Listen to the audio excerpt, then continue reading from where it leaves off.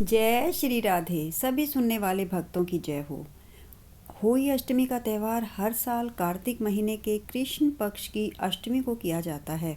साल 2024 में कार्तिक महीने के कृष्ण पक्ष की अष्टमी 24 अक्टूबर को देर रात 1:18 पर शुरू होगी। सनातन धर्म में उदया तिथि का विशेष महत्व है, इसलिए देश भर में होली अष्टमी का व्रत 24 अक्टूबर को किया जाएगा। होली अष्टमी का व्रत माताएं अपने बच्चों की लंबी उम्र और खुशहाल जिंदगी अच्छे स्वास्थ्य के लिए रखती हैं। इस दिन माताएं निर्जला व्रत रखती हैं। शाम को आकाश के तारों को देखने के बाद व्रत खोला जाता है। इस दिन संतान की लंबी आयु की कामना करते हुए तारों की पूजा की जाती है। होली माता की पूजा के लिए विशेष सामग्री जैसे जल से भरा मिट्टी का कलश, कुमकुम, चावल, मिठाई, दूर्वा, गेहूं के दाने, पताशे, सिंघाड़े, जल से भरा एक लोटा, होली माता की तस्वीर या दीवार पर होली माता का चित्र बनाएं। सूर्योदय से पहले स्नान करके स्वच्छ वस्त्र धारण करें। सारी सामग्री को होली माता के सामने सजा लें। मिट्टी के कलश पर रोली से सथियां बनाएं, मोली बांधें, उसके ऊपर सिंघाड़े, पताशे, कुछ सिक्के रखें और चांदी की माला शाहू व मनके वाली उस कलश को पहनाते हैं। कलश के सामने गेहूं की एक छोटी सी ढेरी लगाते हैं। ढेरी पर एक घी का दीपक जलाते हैं। एक लोटा जल का भरकर रखते हैं। मोली बांधकर सतिया करके अपने माथे पर भी टीका लगाते हैं। फिर होली माता के सामने बैठकर हाथ में गेहूं के 7 दाने लेकर होली माता की कहानी सुनते हैं और फिर विनायक जी की भी कहानी सुनते हैं। हाथ में लिए गेहूं के कुछ दाने जल के लोटे में डालते हैं और लोटे के जल से सूरज को अर्घ देते हैं। बचे हुए गेहूं के दाने अपने पल्ले से बांधकर शाम को तारों की पूजा करते समय अर्घ देते हैं। पूड़ी, गुलगुले, मिठाई, फल, रुपए रखकर बायना निकालते हैं और इसे अपनी सास, ननंद, जेठानी या फिर किसी ब्राह्मणी को भी देते हैं। अपने परिवार की परंपरा और रिवाज के हिसाब से ये बायना दिया जाता है। होली अष्टमी की कथा। एक साहूकार था जिसके 7 बेटे, बहुएं और एक बेटी थी। कार्तिक के महीने में दिवाली से पहले अष्टमी को अपने मकान की लिपाई पुताई करने के लिए 7 बहुएं अपनी इकलौती ननंद के साथ जंगल में जाकर खदान में मिट्टी खोद रही थी। वहाँ पर शाहू की मांद थी। मिट्टी खोदते समय ननंद के हाथ से कुदाली शाहू के बच्चे को लग गई और वह तुरंत मर गया। इससे शाहू माता बहुत नाराज हो गई और बोली कि मैं तेरी कोख बांधूंगी। ननंद अपनी 7 भाभियों से बोली कि तुम में से कोई अपनी कोख बंधवा लो। तब 6 भाभियों ने अपनी कोख बंधवाने से इनकार कर दिया, परंतु छोटी भाभी सोचने लगी कि यदि मैंने भी अपनी कोख नहीं बंधवाई तो सासू जी नाराज होगी। यह सोचकर ननंद के बदले में छोटी भाभी ने अपनी कोख बंधवा ली। इसके बाद छोटी बहू के जो बच्चा होता वह 7 दिन का होकर मर जाता। एक दिन उसने पंडित जी को बुलाकर पूछा कि मेरी संतान 7वें दिन मर जाती है, इसके लिए मैं क्या करूं? तब पंडित ने कहा कि तुम सुरही गाय की सेवा करो। सुरही गाय शाहू माता की बहन है, वह तेरी कोख खुलवा देगी, तब ही तेरा बच्चा जिएगा।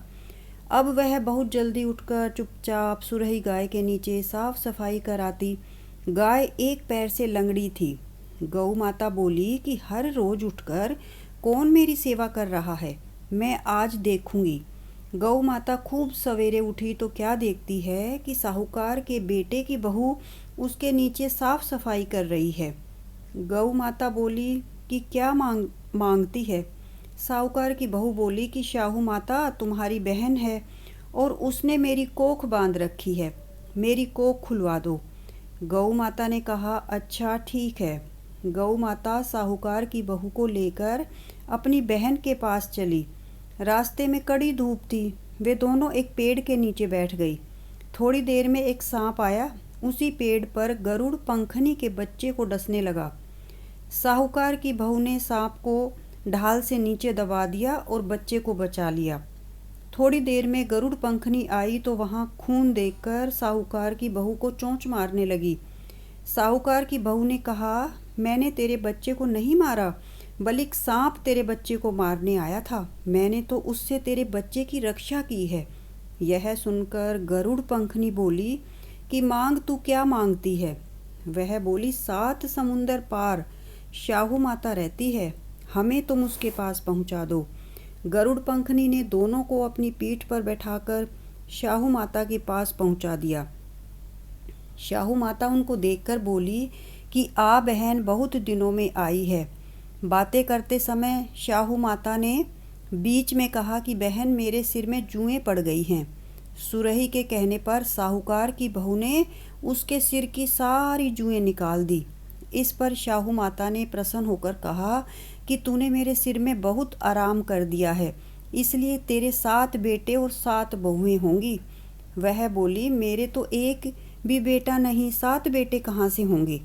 शाहू माता बोली वचन दिया है, वचन से फिरूं तो धोबी की कुंड में ककड़ी होऊं।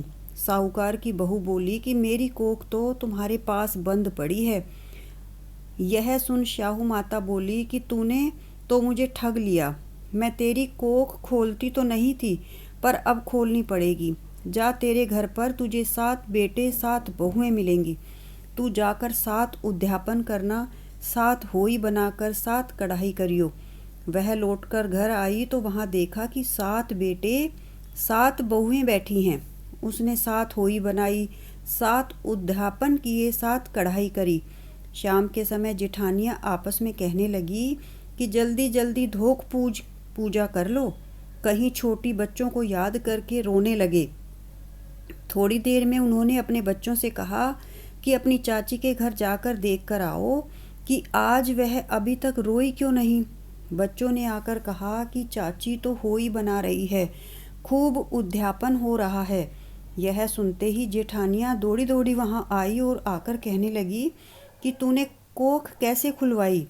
उसने कहा तुमने तो कोख बंधवाई नहीं थी, सो मैंने कोख बंधवा ली थी, परंतु अब शाहू माता ने दया करके मेरी कोख खोल दी है। हे शाहू माता, जैसे साहूकार के बेटे की बहू की कोख खोली, वैसी ही हमारी और सब परिवार की बहुओं की कोख खोलती जाना। कहते वालों की, सुनने वालों की, हुकारा भरने वालों की। बोलो होई माता की जय। इसके बाद हम विनायक जी की कहानी भी सुनेंगे। एक बार विनायक जी महाराज एक चुटकी में चावल और एक कुलिया में दूध लेकर घूम रहे थे और कह रहे थे कि कोई मेरी खीर बना दे, कोई मेरी खीर बना दे। एक बुढ़िया माई बोली कि ला मैं खीर बना दूं। वह एक कटोरा ले आई। तब विनायक जी बोले कि बुढ़िया माई कटोरा क्यों लाई है, भगोना लाकर चढ़ा दे। तब बुढ़िया माई बोली कि इतने बड़े भगोने का क्या करेगा, कटोरा ही तो बहुत है। विनायक जी ने कहा कि तू चढ़ाकर तो देख। बुढ़िया माई ने भगोना चढ़ा दिया और चढ़ाते ही वह दूध से भर गया। फिर विनायक जी ने कहा कि मैं बाहर जाकर आता हूँ तो तू खीर बनाकर रखना।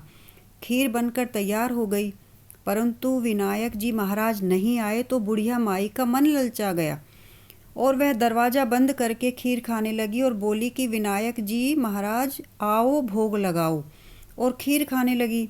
इतने में विनायक जी आए और बोले बुढ़िया माई खीर बना ली। बुढ़िया बोली हाँ, आकर जीम लो। विनायक जी बोले मैंने तो जीम लिया, जब तू जीमने लगी तभी मैंने भोग लगा लिया था। तब बुढ़िया माई बोली कि तुमने तो मेरा पर्दा हटा दिया, परंतु किसी और का पर्दा मत हटाना। तब विनायक जी महाराज ने खूब धन दौलत उसके घर में भर दिया। हे विनायक जी महाराज, जैसा बुढ़िया माई को दिया वैसा कहते सुनते हुकारा भरते सब परिवारों को देना। बोलिए विनायक महाराज की जय।